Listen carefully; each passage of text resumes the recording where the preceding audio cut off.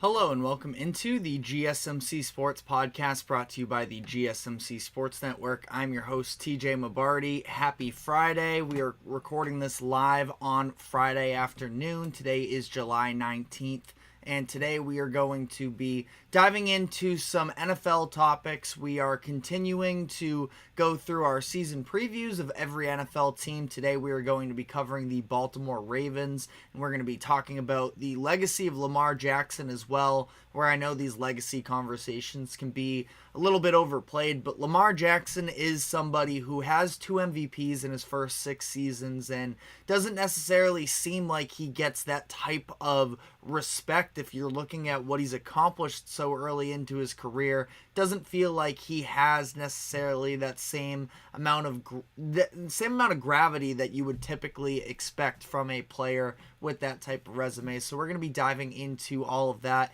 But before we do so, we are going to be giving our list of the top 10 wide receivers currently in the NFL. I've been watching the Receiver Show that just released on Netflix. It's really good and sort of sparked a little bit of an inspiration for this topic. So we're going to be going through that list of the top 10 as well. And then in the latter half of the show, we are going to be looking ahead to the second half of the MLB season as we are officially set to come out of the All-Star break tomorrow afternoon with MLB games coming back. So going to be highlighting some of the biggest storylines there to follow. And then finally, to finish off the show, it's a Friday, final segment of the week. I've been sitting on this list that I put together as myself a Boston fan of the top 10 current athletes in the city. You have the Boston Celtics, obviously, who just won the NBA championship, so they're sort of dominating that. Jaren Duran just threw his name into the hat by winning the All-Star Game MVP, so I want to sort of evaluate that whole situation and also talk about the fact that there is a pretty clear absence of standout Patriots in the city right now, which is something that could not have been said for at least the entirety of since I was born, at least. So we're going to dive into all of that, but before we do so, just a reminder to like, follow, subscribe wherever you keep up with us. For all of our viewers, be sure to use the comment section and give us your thoughts on the latest happenings in sports, comments, critiques even. We are always looking to get better here and try and make the show as interactive as possible. And then finally, if you would consider leaving a tip or donation, you can use the link that is streaming across the bottom ticker, gsmcpodcast.net. Anything would be greatly appreciated there, and you can get your comments recognized on screen by leaving one with a tip or donation. So, without further ado, getting into our first segment of the day.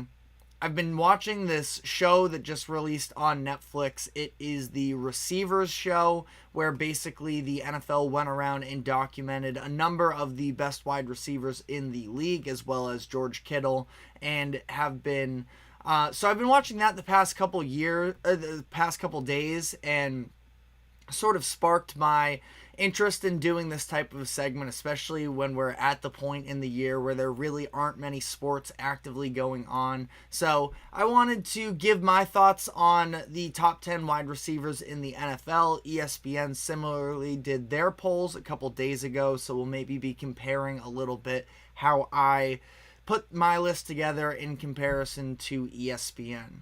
Number 10, I have Mike Evans. Evans is a player that almost goes taken for granted for at this point, where he was one of the top picks in the 2014 draft, and all he has produced is 1,000-yard seasons. And he just continues to, even as he gets older, he continues to have just such a massive impact on the game, and he is very much part of the reason why they ended up making the playoffs, having a quarterback in Baker Mayfield who, sure, he has talent, but somebody who had been written off a couple times already and was in need of having a go-to number one option, and Mike Evans was that this past year, where he was able to record over 1,200 yards and he led the NFL in touchdowns. So 10 is probably even maybe a little bit disrespectful here.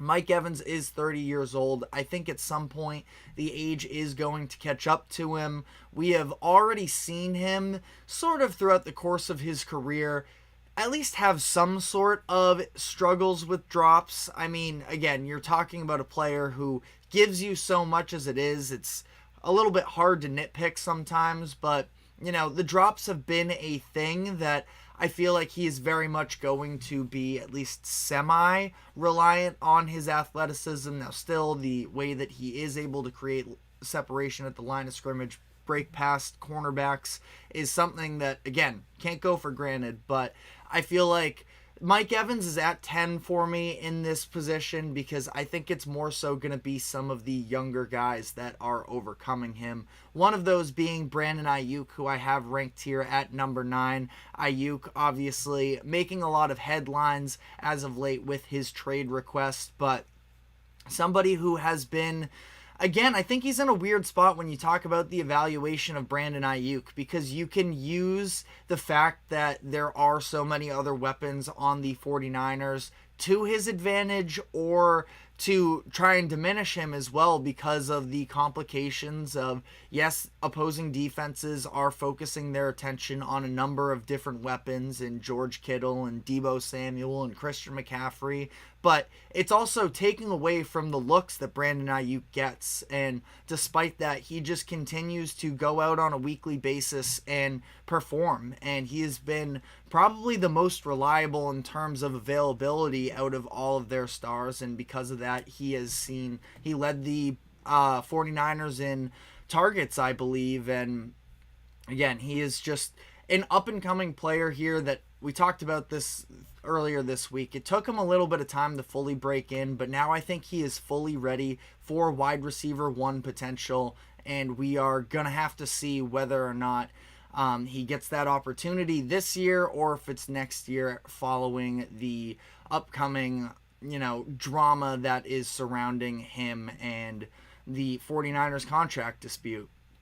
Number 8, right in front of him, I have his teammate Deebo Samuel. Now, Deebo was actually just an honorary mention in ESPN's list, and I have to imagine the biggest reason for that is because of the fact that Deebo's been dealing with a lot of injuries over the course of the past 2 years. But when he's on the field, I think he's as dynamic as any other playmaker in the NFL. So I'm almost maybe even overrating Deebo's upcoming season a little bit, but again, it's a health bet, I think, more than anything with Deebo Samuel, and as long as he's playing, I think he is going to be a massive contributor for the 49ers. Number 7, I have Amon-Ra St. Brown, one of my favorite wide receivers in the NFL, somebody who just got his big payday this past year, and you can just see the level of workhorse that he is. Again, some really good insights on what goes on behind the scenes with Amon-Ra, the fact that he has this father who has been pushing him to be excellent since he was a kid. I mean, you can see it with the mentality that he plays in, that he's one of those guys that just plays with a different level of aggression. And on top of that, the fact that he is just an unbelievable talent and, is very fundamentally skilled at the wide receiver position. There is a reason where he had 1,500 yards this season, put together an unbelievable season as all-pro first team, and the future's only going to continue to get brighter with Amon-Ra, who's still just 24 years old. So he can definitely work his way even further up this list. I was kind of surprised I had him this low, but it does go to speak to the elite level of depth that we have at the wide receiver position currently. Because number 6, I have A.J. Brown. Now, he was a little bit quieter down the second half of the season for the Eagles last year as they were going through all of their issues. And yes, A.J. Brown, to some degree, was pretty vocal about his displeasure of his own personal role. But A.J. Brown just makes catches that, I literally have my jaw drop on almost a weekly basis. He is a physical specimen, and the way that he is able to make some of these contested catches just absolutely pop off the screen, that again, it was a really close decision between him and Amon-Ra. I mean, really, every single receiver that I would say, cutoff is probably Amon-Ra, but you could even go down to Deebo, again, when fully healthy. These are all elite guys, so it is extremely hard to differentiate, but got to put together the list here. Number 5, I have CeeDee Lamb. Now, CeeDee has been very good for a number of years, but he wasn't elite level play until last year. So if you were to have him a little bit lower because of the fact that A.J. Brown has shown the fact that he can be, a top of the top receiver for a number of years, I will fully hear you out on that one. But CeeDee is just emerged into a different monster this past year, and it's something that I think is going to continue to last for years to come. Led the league in receptions this year with 135. He had 1,700 yards. I mean, this is ridiculous stuff from CeeDee Lamb, and it's the combination of everything in his game. The fact that he does have some of the size to be able to, punish smaller receivers. The burst and the speed that he has. I had him number 5. Now, ESPN did have him slightly earlier, or slightly ahead at number 4, which I think is fair. CeeDee's kind of a weird one to try and place amongst these other great wide receivers because of the fact that, again, it's not like he's ever been bad necessarily. This is, he's the least amount of yards he ever had was his rookie year with 935, and he's been over 1,100 since then. So maybe I'm even doing him a disservice when talking about, it took till last year till he really stood out as one of the elite guys, but I mean, there's no denying his talent now. Number 4 on this list, we have Ja'Marr Chase of the Cincinnati Bengals. Chase probably gets dinged a little bit because of the fact that last year was just so weird, that he's been dealing with some marginal injuries, and then there was all of the, changes at quarterback with Joe Burrow dealing with his injuries, Jake Browning taking over down the stretch of the year. But if last season was a down year for Ja'Marr Chase, you are going to take that every time in the long term, and I fully expect him to be back. But again, a lot of really good names on this list, and he comes right behind Davante Adams, who I have here at number 3. Davante is just such a different wide receiver in terms of the consistency. And no, last year with the Raiders was definitely frustrating. And I guess I'm probably going to at some point, again, as we're in this little bit of a slow time, actually dive into the entirety of the receiver show when I finish up. But I kind of came away with, if you'll remember, it was after the Patriots game that they played, and they ended up winning that game, and Davante had that quote that went viral about how he doesn't measure his legacy is not in wins and losses, it's about greatness. And he did further elaborate on that concept, and I did actually kind of agree with him on it. They are paying him to dominate, to be a top wide receiver in the game, and yes, there's some accountability from him if he's not performing at the level, but if you watch the Raiders last year, that wasn't the case. It was a lot of the other instruments here in terms of Jimmy Garoppolo and Aiden O'Connell, and the overall level of quarterback play just was not there. Of course, the Josh McDaniels situation. So, I mean, he's right that if he isn't getting going, then the game plan isn't working to what they were expected to. And granted,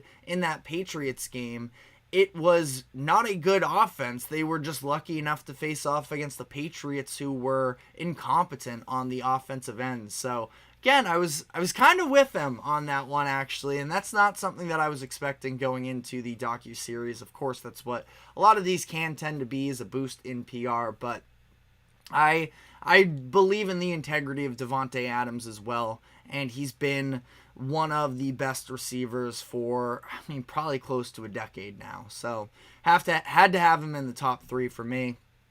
Number 2, I had a hard time actually keeping this guy out of the number one spot, and that is Tyreek Hill. I feel like because of the fact that Tyreek is so fast that people tend to overlook all the other parts of his game, the understanding of where to go in order to get open as opposed to just being a burner and running past everybody. It feels like he actually now understands the pockets to sit in and create opportunities for himself. He has incredible hands as well. So I think that ultimately, number 2 and number 1 are neck and neck for me. I guess we'll just dive into number 1 while we're here.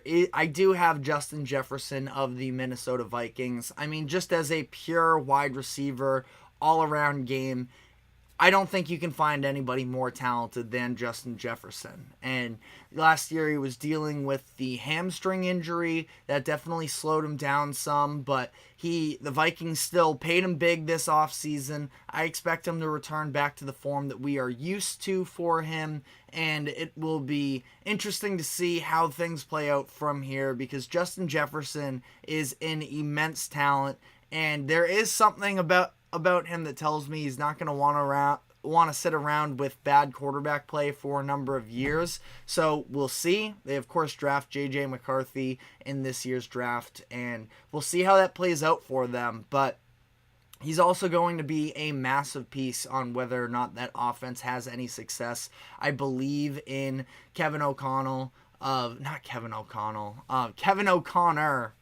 I'm confusing the two between the Ringer guy and the Vikings head coach. That's pretty embarrassing on my part. But Kevin O'Connell is who we're talking about here. But shout out Kevin O'Connor as well, I guess. But I think that Kevin O'Connell is a very bright mind from an offensive play calling standpoint, and he's going to do a very good job of getting Justin Jefferson the looks that he needs moving forward for the rest of his tenure here in Minnesota. But let me know what I got right, what I got wrong. Obviously, again, I think that especially the top 7-8 guys in this list are so close that it's kind of hard to differentiate in terms of ranking one directly ahead of the other. But again, let me know what you do think. But we're going to be now taking our first break of the show. When we come back on the other side, we will be diving into the upcoming season predictions for the Baltimore Ravens. So we are going to dive into that. But first, a quick break. Don't go anywhere. We will be right back. I feel like I'm losing my mind. Is everybody in the world blind? Please, Lord, give me a sign, a sign. I feel like I'm losing my mind. Is everybody in the world blind? Please, Lord, give me a sign, a sign.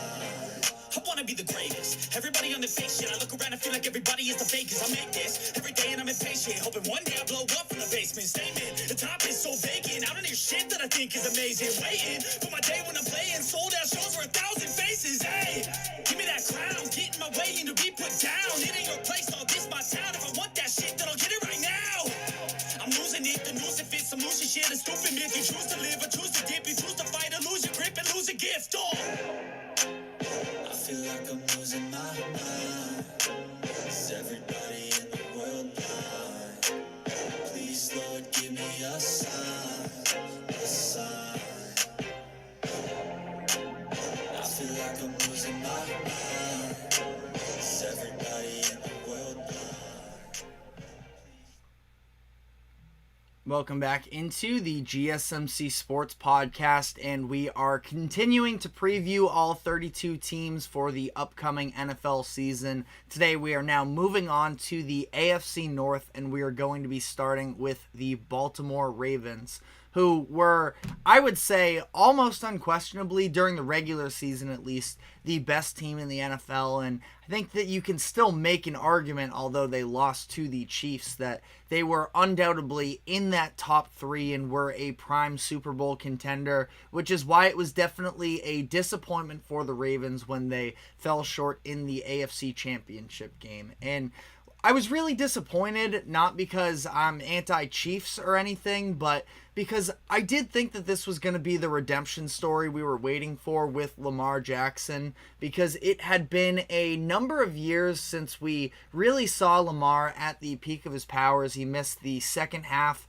of the previous two seasons in 2021 and 22, so we hadn't gotten a playoff performance from him since 2020 and the weird COVID year. So, overall, I think that it was a lot of time that went between the last time we saw Lamar in the playoffs and this season, and people were holding the playoff choker title over him, I think unfairly, because we have seen him dramatically improve as a passer over the course of the past few years, but he hasn't been healthy at the right times. And Lamar went on to win his second MVP award, so he was incredible during the regular season. I don't think that his coaches really did him any favors in that Chiefs playoff game. The fact that the Kansas City's defense was elite, but the one area they were able to be exposed a little bit was in the run game, and the Ravens just entirely abandoned it. And I thought it was a bad call there. And as a result, it kind of gets pinned on Lamar, and we're sitting here saying, well, he hasn't done anything in the playoffs yet, which sure is true, but he's also still just 26 years old, turning 27, or just turned 27-year-old, heading into his 27-year-old season. And, he has won multiple MVPs. His resume is already elite. And this is something that I don't want to spend too much time on now, because we're going to go more in depth with the Lamar conversation next offseason, or next segment, I should say. But Lamar has been proving the doubters wrong essentially from day one, and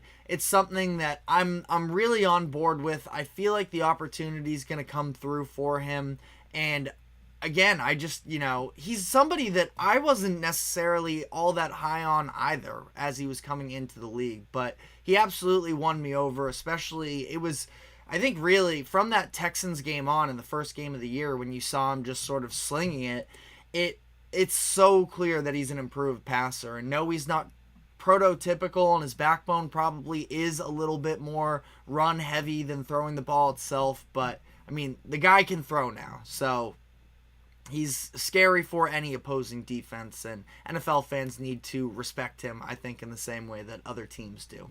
But when you look at the overall numbers for the Ravens offense last season, very good across the board. Obviously, the number one thing for them is that prolific rush attack. They were the number one run offense in the league, and I know the passing numbers don't look great at 21st, but part of that, I think, 100% plays into the fact that they ran for 156.5 rush yards per game, which is over 15 more than the second best team, which was the Bears. So while everybody is going into this air raid attack, the Ravens have a prolific run game, also with the fact that Lamar now can throw as well, but that rush attack is what their identity is, and I felt like they sort of turned away from that in the playoffs when it mattered most. So I'm sure they would like to have that one back. But we're talking about the number one rush offense in the NFL last season, and then you add on into that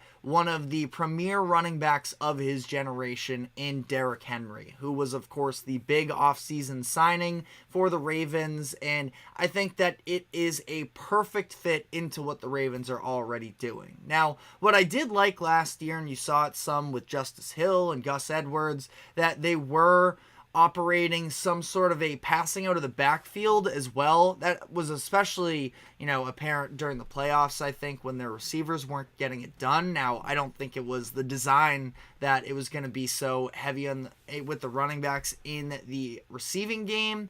That's not really Derrick Henry's MO, and it's something that, is going to lead to the opening of an elite play action offense, and NFL defenses are going to be sort of shaking, trying to defend the run and then getting thrown over as well. It's going to be very difficult to get a hold on this Baltimore offense this upcoming year. And Derrick Henry, I love the addition. Again, would be nice to see. I mean, I'm not sure necessarily what they have here, as I can double check what their depth chart looks like, because, ultimately the backup running backs, I mean, they still have Justice Hill. I actually forgot about Keaton Mitchell, who was a, massive splash for them up until he almost immediately got hurt as he was getting himself going. But, I think that overall here, when you look at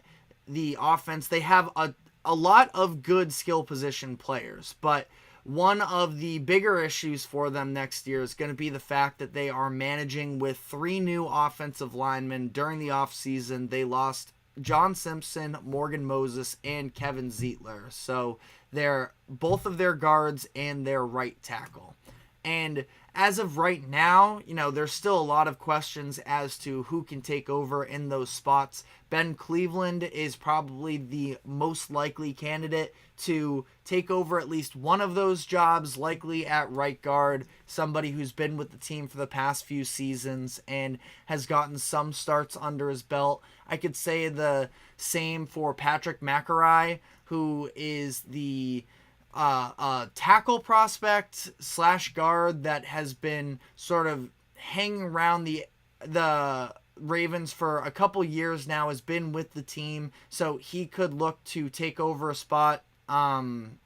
There's also Daniel Fa'alele, who is another potential option for them. Both McElroy and Fa'alele are the projected starters on a post from the Baltimore Ravens themselves that they made back in March. Now, since then, they have drafted Roger Rosengarten in the second round, who is a very capable candidate to take over that right tackle position. ESPN also has Andrew Voorhees as the projected left guard. He was a 7th round selection in 2023. So there are definitely questions there coming off of a good group last season. Sharp Football Analysis has them ranked as the 16th best O-line for the upcoming season, tied with the 49ers. So just around average. With the rest of the weapons on this offense, average might just be enough for this offensive line group, but we will see. Defensively, see the numbers on the screen there. The Ravens were the number 1 scoring defense in the league last year and the number 2 red zone defense. They did have a couple losses on the year that definitely don't feel great necessarily, but we saw the way that Mike McDonald, and also the fact that even Mike McDonald is gone in the offseason. Probably should have included that in my key losses graphic here, but Jadeveon Clowney and Patrick Queen are the 2 personnel players themselves that are going into that left in free agency, and we'll have to see, how the Ravens are able to replace that. And I think that they're going to be capable of it. Zach Orr taking over as the defensive coordinator for the Ravens. It's definitely going to be a change. I'm sure we're going to see some sort of a step back, but ultimately they still have 3 elite players at each, they have an elite player at each of the 3 levels. Justin Madubuike up front, who they just re-signed this offseason, Roquan Smith at linebacker, and Kyle Hamilton, one of my personal favorite players in the NFL, in the secondary, and a number of other veteran talent players as well on that defense, where you look at a Kyle Van Noy, who actually stepped up big for them last year. You have also Marlon Humphrey, a number of guys, but some of the younger core as well is going to have to take over. We've seen Odafe Owe become a big contributor for them, and they are likely going to have Trenton Simpson, the third round pick, I should say, out of Clemson, in that starting lineup as well. But, as we continue on here, looking at the Ravens' upcoming schedule, you can see the beginning of the season is really going to be their toughest stretch. They start with the Chiefs week 1 in the rematch, or not the rematch, but I believe that is going to be the opening game of the season. So that's obviously a lot of eyes on them there, but a lot of other tough out-of-divisional opponents as well early on. They're going to be at Dallas and against the Bills at home. Not to mention then they get their first divisional game in Cincinnati against the Bengals. You're never going to have an easy schedule ahead of you when you are in a division that's as talented as the AFC North is, and the Sharp Football analysis would back that up by ranking the Ravens as the 4th hardest strength of schedule. But this is a team that should very much be able to compete. You look at how they handled their division last year. They were 2-0 against the Cincinnati Bengals. They played in week 2 where Burrow was clearly still not the same version of himself. He was recovering from that calf injury. And then the Thursday night football game in week 11 where Burrow suffered his season-ending wrist injury. So they went 2-0 against the Bengals, but Cincinnati's going to be much more of a threat, I would say, in this upcoming season with a fully healthy Joe Burrow. The Ravens also split with both the Browns and the Steelers last year. Again, that division is just a tough one to work your way through. So overall, when you look at this Ravens schedule, they also have a couple other tough out-of-division opponents against the Eagles in Week 13, and then I would probably also throw Houston in Week 17 into that conversation, a rematch of last year's AFC divisional round. We'll see who's really still playing at that point, but I think because of the fact that the Ravens schedule is pretty tough ahead of them, they're going to have success, but I actually have them going under their season total. Their current line is at 11.5 wins. I have them just under at 11-6. Still a very good record, going to be at the top of the AFC and a very good chance to have the 1 seed as a whole, but they have a number 1 seed schedule this upcoming season. They're going to have some tough games along the way, and are going to have to deal with some level of turnover as well, but I do think that they're going to be capable for it. So I have them at 11-6, and just sort of adding that to the updates of all of the other records that we have performed, or that we have predicted up to this point. I have the Ravens tied with the Bills for the best record as things currently stand. We are just sort of going this day by day, so I don't necessarily have I haven't dove into just yet all of these other teams, but Ravens in a pretty good position there, and I feel like the majority of people would say that they have a great chance to run it back and become the 1 seed in the AFC once again. But definitely be sure to let me know what you think will be the case for the upcoming season with the Ravens. But I do want to circle back a little bit to the conversation around Lamar Jackson and where he currently stands from a legacy perspective after winning his 2nd MVP last season. So we are going to be taking our next break here, but when we come back, we will be diving more into that. We will be right back. Stick with us. Looking for your daily fix of sports talk without having to pay for it? GSMC Sports Network is available on YouTube. Just search GSMC Sports Network. Get your fix of daily sports talk shows on YouTube. Absolutely free. NFL, college football, NBA, MLB, MMA, UFC, fantasy football, and so much more.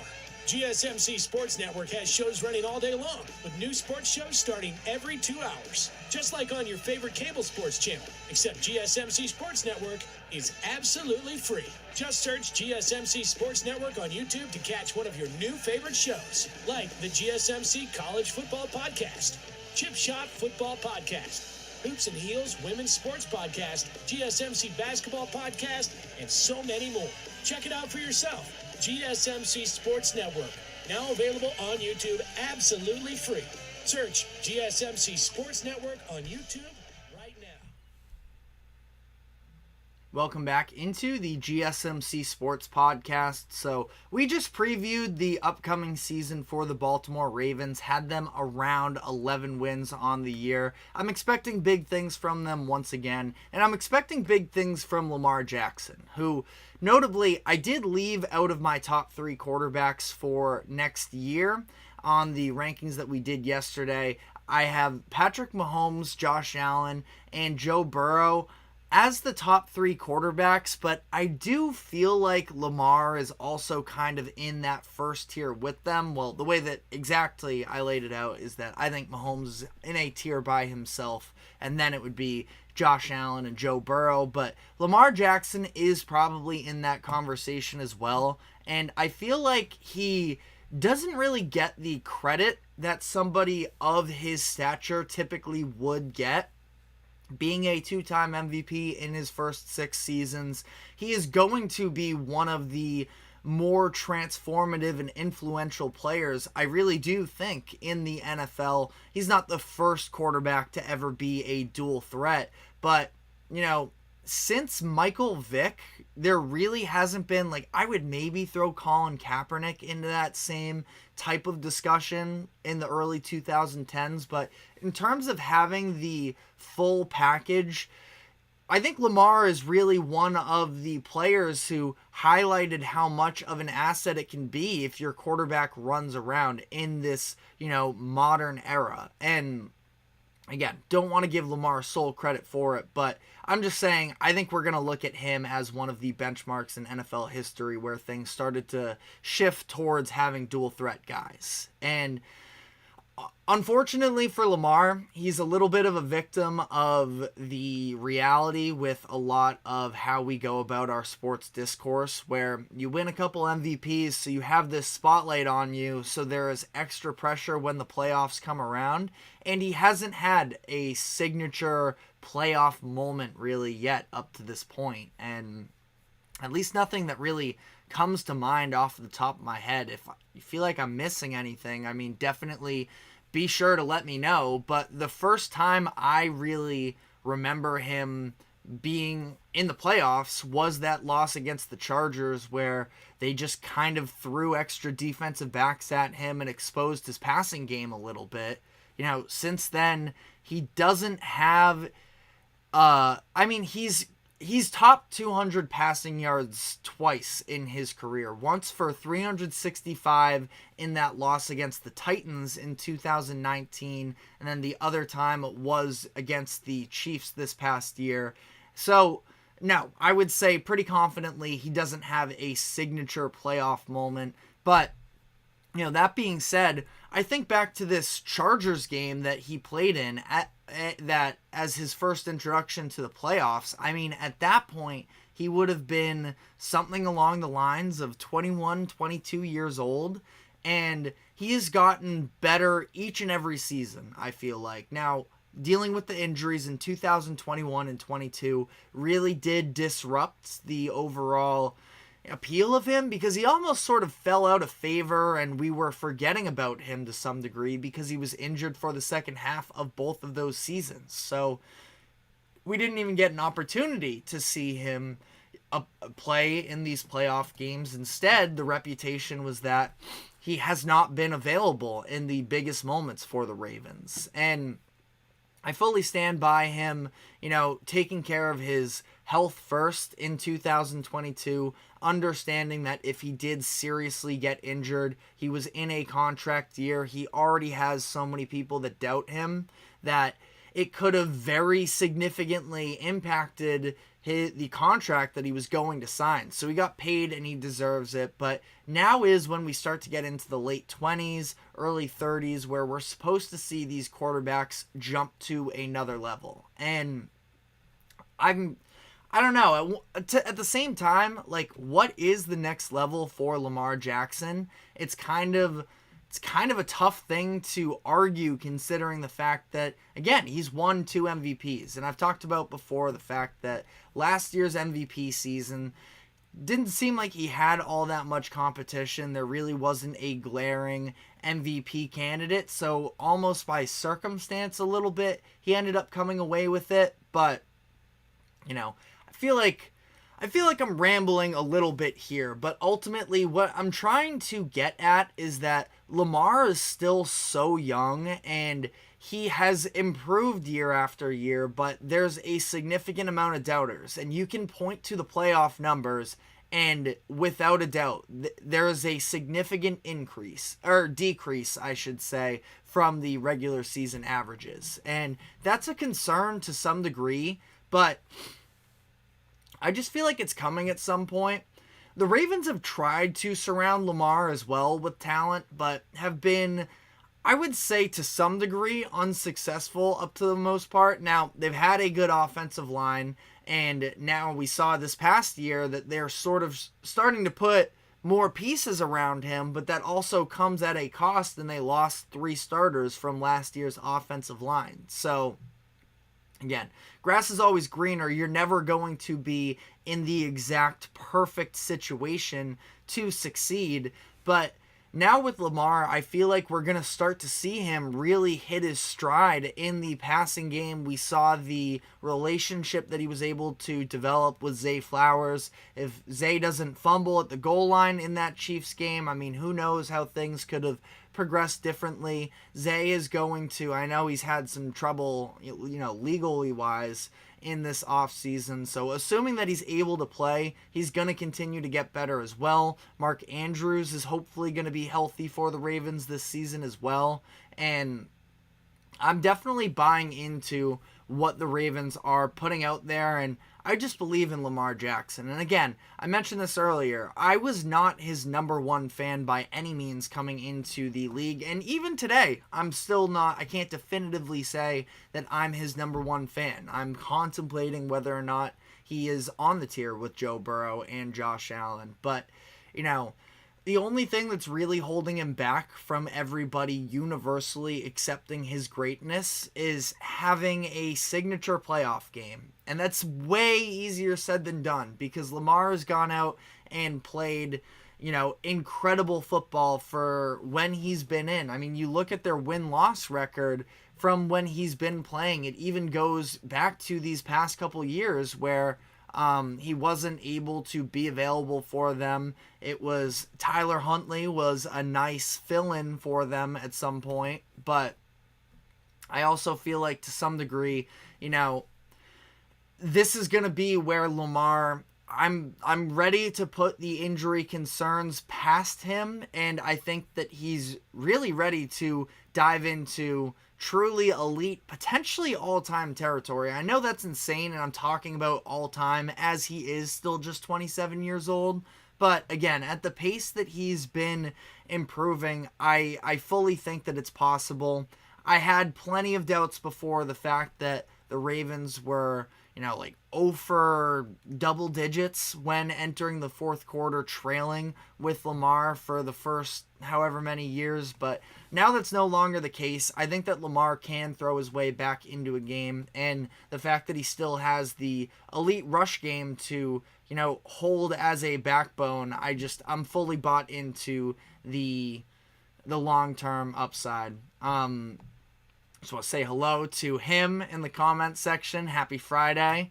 Hope you are doing well. But yeah, I mean, other than that, it's almost like I might be screaming at nobody here, talking about respect Lamar Jackson, and everybody already does. But it's just something that I feel like wins and losses get so held against quarterbacks, and obviously having success is extremely important. But, I think that Lamar's time is coming, and that eventually he is going to break through. Now, I could end up looking stupid if, especially I think the most likely scenario would be if injuries do become a part of his career again. But I think that as he starts to improve the passing game as well, he won't have to lean on the rushing as much. He's learned to not take the big hits quite as much, which, as much as I praise Josh Allen for, I believe in him being sturdy and him being available for years to come. I mean, sometimes that guy just sets himself up to get lit up. And it's something that I'm not a Bills fan, but I'm like, just slide, run out of bounds, do anything other than take that massive hit. And I think that Lamar has progressed to that point. He's had enough injuries that have gotten in his way that he understands that. It's something that I do also kind of hope for for Josh Allen as well, I should say. But let me know where you're at on Lamar Jackson. Is he a top 1, 2, 3, 4 quarterback in the league? And, what else does he have to do to really win everybody over and convince them that he is a true, Hall of Fame caliber quarterback that is going to, be enriched in NFL history? Him does say Bengals are going back to the Super Bowl this year. Like I was just talking about, I mean, Joe Burrow is somebody that I just feel like when I put him on that top tier, it's because I feel like if he's playing football games fully healthy, the Bengals are always going to have a chance to be very competitive. And I mean, I'm totally with you that the Bengals have a great chance to go back to the Super Bowl. Everybody in the AFC is going to be looking to the Chiefs to overcome them. I mean, the AFC at the top especially is just so stacked. And it's in large part because of the quarterback play. So as much as I love me some Joe Burrow, there's a lot of other elements that go into it. I sneakily really like some of the moves that the Bengals made on the defense as well, going out getting Geno Stone. They returned the safety that played for them a couple years ago when they made the Super Bowl and then lost. I got to double check this right now because it's going to drive me crazy that I'm blanking on the name right now. But they also returned Von Bell, is who I was looking for, was once the captain of their team. So I think Bengals also have a great chance. But the Ravens are also in that same conversation as well. We'll see. Might be a slow start for the Ravens, but I expect that they're going to be playing their best football by the end of the season. But we are now going to be taking our next break here. When we come back on the other side, tomorrow kicks off the second half of the MLB season, so I'm going to be looking into some of the biggest storylines for the fans out there to pay attention to. We will dive into that, but first, a quick break. We'll be right back.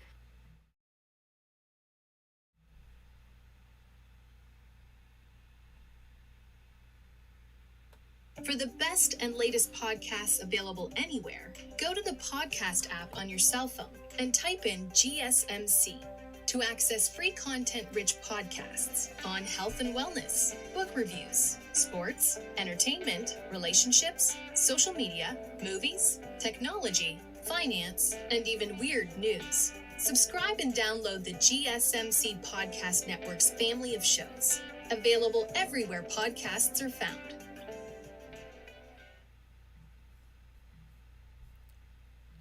Welcome back into the GSMC Sports Podcast, as now we are, just about out of this extremely dead space. WNBA is at its all-star break right now. MLB is. None of the other sports are playing, but finally the MLB is going to come in to save us on that one, as tomorrow they kick back off. And I want to look into some of these storylines to be on the lookout for during the final few months of this season.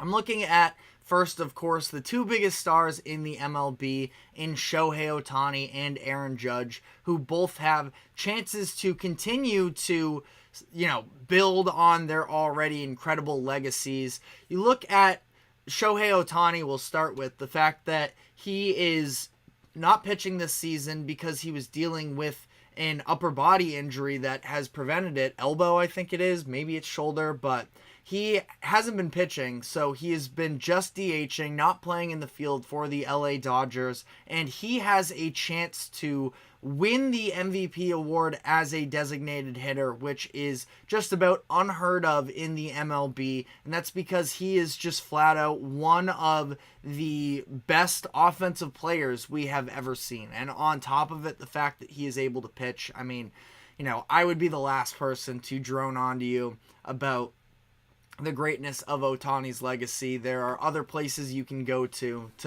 really get the overall historical impact of that. But Ohtani, you look at what he's been doing this year, a career high 316 batting average. He is at 400 on base percentage, .635 in slugging, leading the MLB, and a 1.036 OPS, second straight year leading the MLB in that category. So he is just an absolute unit, and I'm really, really excited to see him finally make the playoffs after years with the Angels and, just having not that great of a team around him. We're finally going to get to see him on the biggest stage. Another sort of tied in storyline to that is, are the Dodgers going to be able to get right from a health perspective? Mookie Betts, who I think was the front runner, betting wise, he was the front runner for the MVP award when he ended up getting hurt, injuring his wrist. So we'll see when he is able to come back. That starting pitching rotation has been just riddled with injuries up to this point. And, the guys that have been available for them have largely been struggling, as we just saw Bobby Miller get demoted as well the other week, the final week of before the All-Star break. So Dodgers, from a health perspective, we know just how talented they are. I feel like even going back to last year's playoffs when they lost, it was in large part because of the fact that their starting pitchers were not healthy when they needed it the most. And they are still overcoming a lot of those some of them the same injuries, but also when you have Yoshinobu Yamamoto injury flare up and Tyler Glasnow, you don't feel great about the health situation there. That's my number one concern with the Dodgers. But regardless, Dodgers are going to be in the playoffs. I'm trying to see Shohei Ohtani play some postseason ball, so I'm really looking forward to that. But on the American League side, Aaron Judge has a chance to potentially break his own American League home run record. He had 62 home runs in 2022, and he has 34 so far through 98 games played for the Yankees. So he is very much on pace for, potentially having another record-breaking year in terms of home runs here. So have to keep an eye out for that as well. I have a comment here. There's a lot of talk about if NBA/NFL could convert. Do you think MLB could convert to the NFL? That's a fascinating question, actually, that I don't feel like it's been asked. I think the difference with the MLB is that it's very skill-oriented, and it takes, obviously tons of skills, and you have players like Aaron Judge, even like Shohei Ohtani, that could athletically play. It's just, I don't know how well it would sort of cross over to the NFL. That's something that I definitely want to think on more, because I'm trying to think, what would those guys even be necessarily? Like Judge, I guess you probably put him at like a tight end.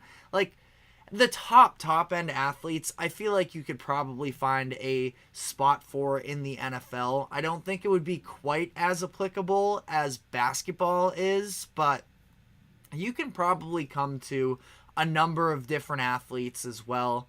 I'm from Massachusetts. My guy Jaron Duran, feel like maybe with some of the speed guys as well.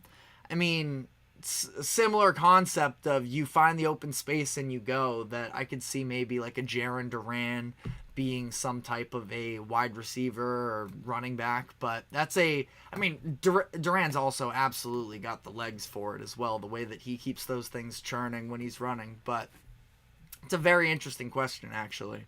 But sort of refocusing here a little bit, even though at this time in the sports calendar season, never opposed to some of those silly debates like that. But I think there's a couple division races I'm really looking at. The AL East and the NL West specifically. I think it's a 3-team race in both of those divisions. The Orioles, Yankees, and Red Sox in the AL East. In the NL West, probably having... I think, obviously, Brewers at number 1. The Cardinals are in that race as well. I'm thinking, I'm getting ahead of myself here to the NL Central. The AL West, it is the Mariners at the top right now, the Astros closing in right behind them, and it is the Texas Rangers, who I personally am just refusing to quit on at this point in the season. I feel like if they get healthy, then they can get hot at the end of the season like they did last season. We'll see, though, because we're also hearing about the potential Nathan Eovaldi trade rumors and some of the other guys that they could potentially look to shop this deadline. So if they end up selling, then scratch that. But until that happens, and I don't think the Rangers are going to sell a year after winning the World Series, but, we'll see there. But as I was sort of jumping ahead to, I do also have my eyes on the NL Central. The Brewers have overachieved relative to preseason expectations, and they've gotten out to a very nice start where they are currently sitting at 55-42. The Cardinals, on the other hand, got out to a really bad start. They dug themselves into a hole, but they're back up over 500 at 50-46, 4.5 games back of the Brewers. Still rocking that minus 38 point differential, so run differential, I should say. So they definitely have an opportunity to get hot and take down the Brewers, but I also could definitely see them missing the postseason altogether if they are sort of hanging around that wild card spot. And then, do you think that the Pirates have enough to make this big time push? They're building up momentum, obviously, with Paul Skeens. Jared Jones is currently down for them right now, so I'm not really counting in the Pirates, but I more so just want to see them playing competitive baseball through the end of the season. And then, additionally, which division leader has the best chance of not making the playoffs as well? Just sort of looking at that, I kind of feel like you have to go with the Seattle Mariners at this point. The Orioles, they could very easily fall out of the division lead. I do think that they take it home in the AL East, but it's definitely on the table that the Yankees are able to pass them. It's a race with the Red Sox, but I don't see them jumping up to number one either. The Guards have a little bit of a cushion against the Twins, but I wouldn't write that one down in pen either. And then in the National League, you have a 7 and an 8.5 game lead with the West and the East, and then we just talked about the Central as well. So maybe you throw the Brewers into that conversation. I probably don't. I think that the Seattle Mariners could be in a lot of trouble. They have been, I would say they've been winning games, obviously. They're sitting at 52-46, but with just a plus 19 in the run differential. They strike out more than anybody else in baseball. They have an incredible pitching staff, but, knock on wood, if any of those players were to get hurt, I feel like you could be in a lot of trouble. Maybe you do see some type of a burst of energy from a Julio Rodriguez, who was playing a little bit better headed into the All-Star break. And you have a lot of solid guys a lot of solid hitters for the Mariners, but kind of not living up to expectations, and that includes Julio Rodriguez for a lot of the year. But, Ty France, J.P. Crawford, not having the years you were hoping from them. Mitch Garver as well, you can throw into that. So I would be worried about the Mariners. If there were any team leading a division right now that were to miss the playoffs, I would probably bet on the Mariners. And then, personally, myself, selfishly, how serious are the Boston Red Sox going to take themselves in terms of the trade deadline? Because they are currently sitting in a position where they have a playoff spot right now. They are not just holding a playoff spot, but are in legitimate conversations for the AL East. Like I just said, I don't think they win it, but 4.5 games back, you can at least conceive of a possibility that they end up taking that division from the teams ahead of them. That they could maybe even finish second in the division would be a massive win for the Red Sox. But this is a front office who has been unwilling to take themselves seriously a little bit for a number of years. They've been doing this kind of BS of buying and selling at the trade deadline to try and convince Red Sox fans that they are serious about it, but when they're really not. But it sounds like the comments that have been made from Craig Breslow, their new president of baseball operations, that they are going to look to make moves. And we'll see what that means necessarily. Is it an end of the rotation starter? Is it sort of a platoon right-handed bat? Anything could help, but it would be encouraging to see, especially as all of their youth talent is finally starting to have some success in the MLB, that there should be prospects more expendable at this point. But let me know what you're looking forward to most in the second half of the season.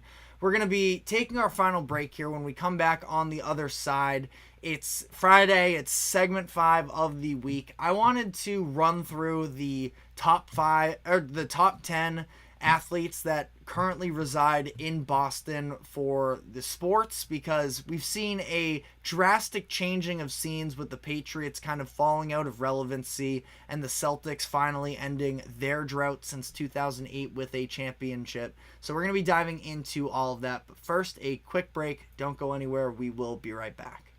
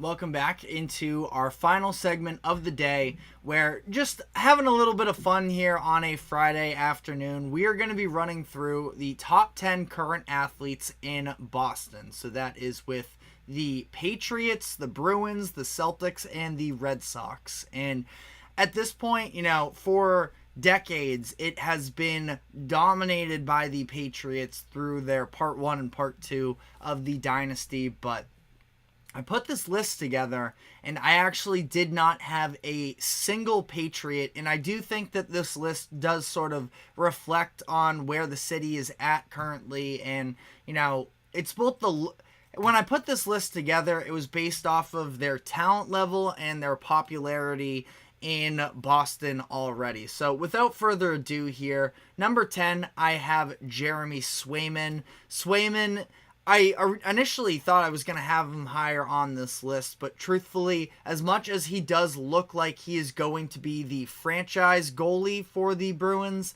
he still hasn't necessarily proven anything yet, and I have very high expectations for him. I think that he can be much higher on this list a year from now, but at the same time, you are competing with a team that did just win the NBA Finals, so makes it a little bit tougher to overcome sort of some of the high that these other guys are riding off of.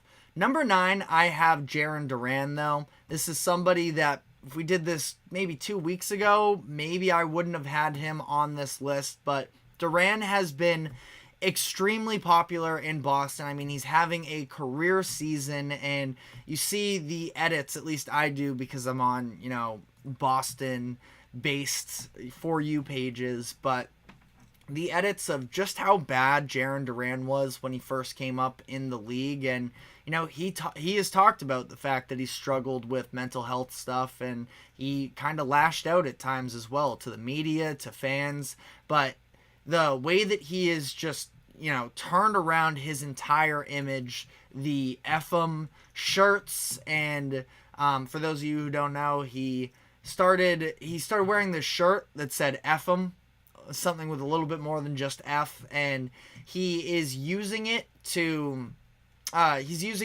all the sales are going to, beneficiaries of mental health struggles. So it's this very cool movement that he has been sort of guiding here. And on top of that, he has just been playing, out of his mind baseball, has really emerged onto the scene. You can see for our video viewers here, won the All-Star Game MVP with his home run, and he is really becoming a star, somewhere on that borderline of top 10 player in baseball right now. And, at 28 years old, I think that he's going to continue to do so, as we have a comment from him.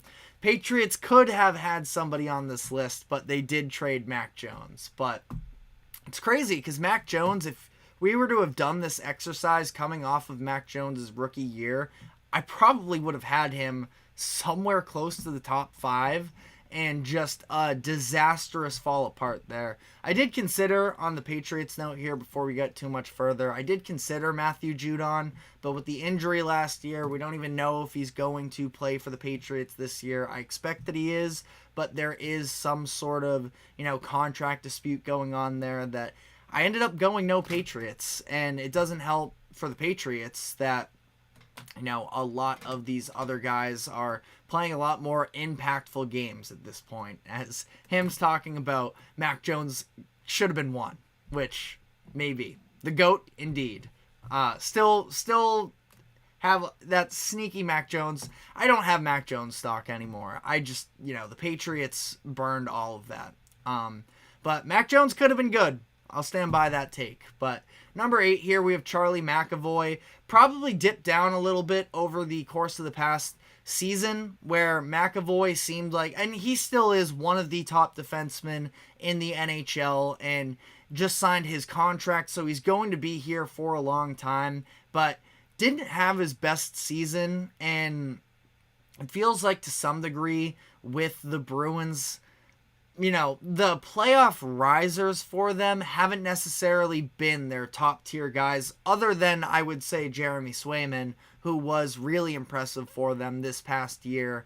And, that's why I think Swayman could definitely overtake McAvoy, but with a little bit of the longevity that McAvoy has had up to this point, I had to give him the slight edge there. And again, he's one of the best defensemen in the NHL, so you got to give him credit for that.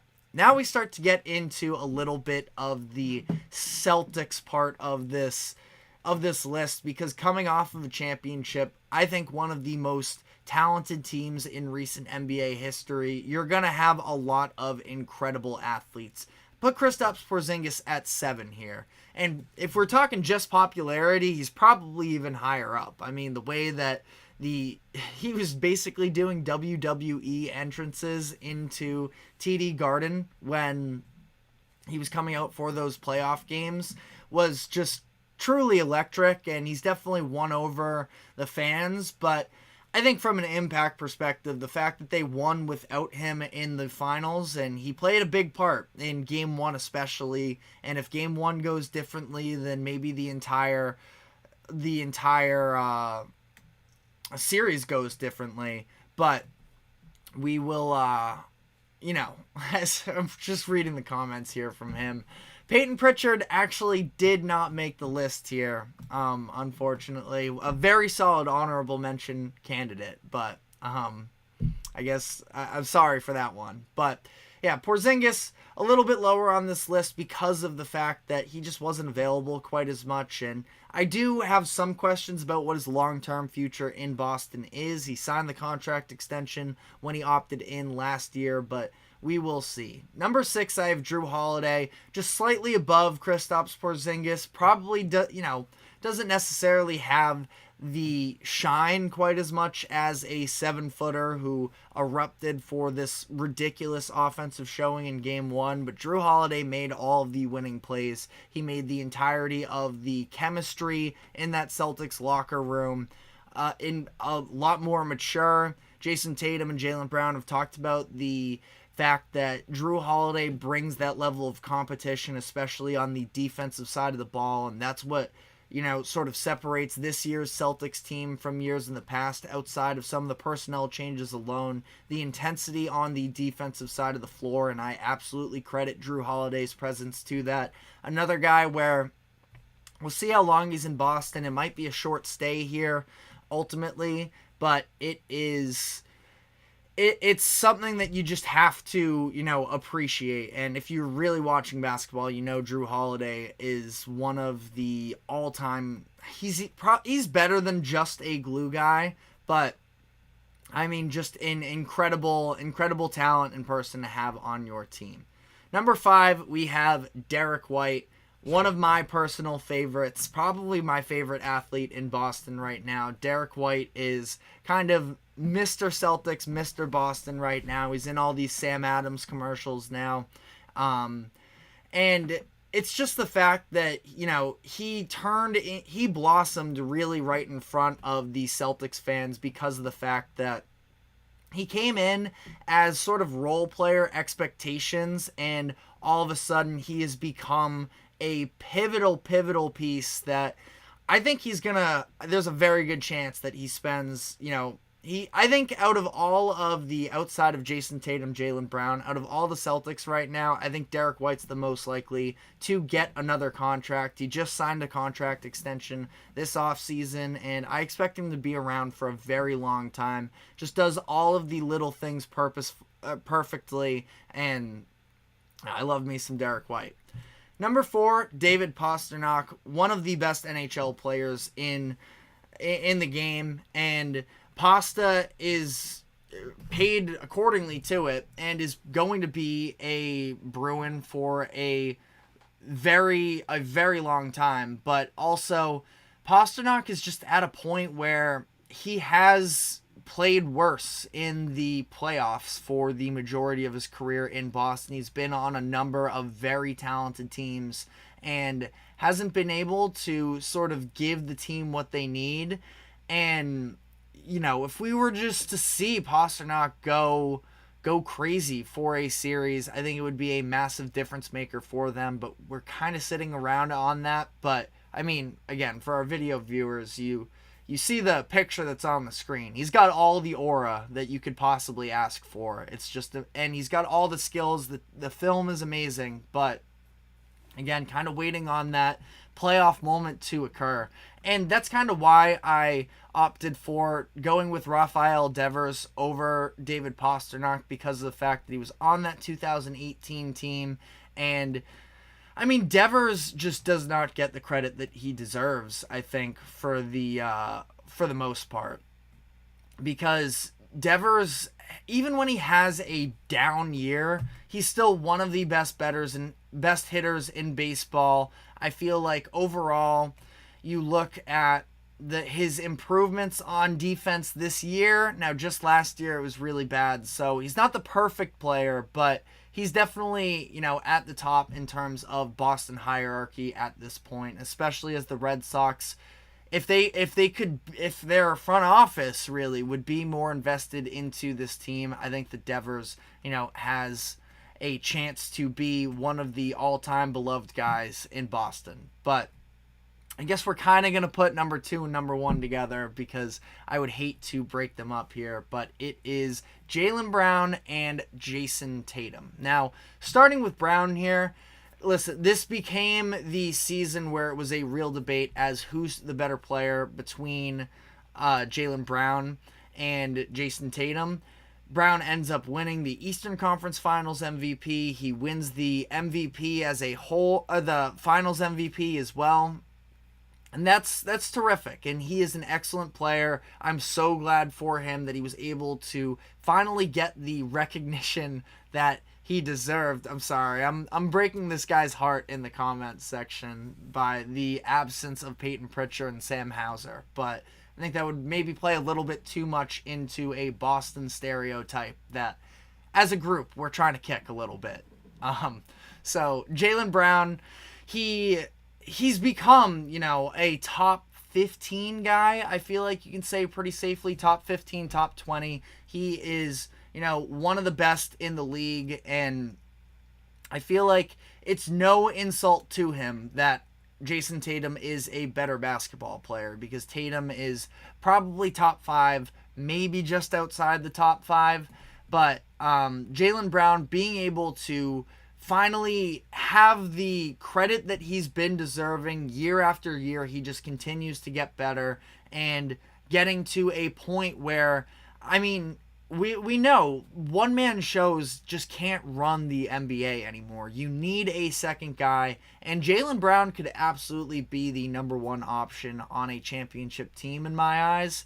Well, I wouldn't say absolutely. He can be a number one team on a playoff team, absolutely. But, I mean, Jason Tatum's the number one option. He is the main source of just about everything for you. Led the team in points, rebounds, and assists throughout the playoffs. I understand this was not an efficient postseason for him, but 3 straight All-NBA first-team appearances. It's no secret that Jason Tatum just reads the game on a different level. And even when he takes a step back a little bit from these statistics, it gets held against him. But all the guys talked about this year was sacrifice, sacrifice, sacrifice. And Jason Tatum did so, and he was rewarded by being an NBA champion. And, you know, I feel like the chances are he's probably going to get at least a couple other opportunities to be a finals MVP. So we'll see about that. But other than our friend here in the comments section, him, who is very devastated by the absence of Mac Jones and the others. But I think that overall, this is where we stand here. Again, at least putting together all the factors of talent and sort of where they stand within the city. But let me know what you would change in the comments section. That is all the time we have for today, though. Thank you very much for tuning into the GSMC Sports Podcast. Thank you to the GSMC Sports Network for allowing us to host this show. Remember to like, follow, subscribe wherever you keep up with us. Check us out on social media as well for more exclusive short content. But that is all we have. Thank you very much for tuning in. My name is TJ Mabardi. Have yourselves a great weekend, and we will see you on Monday. Take care.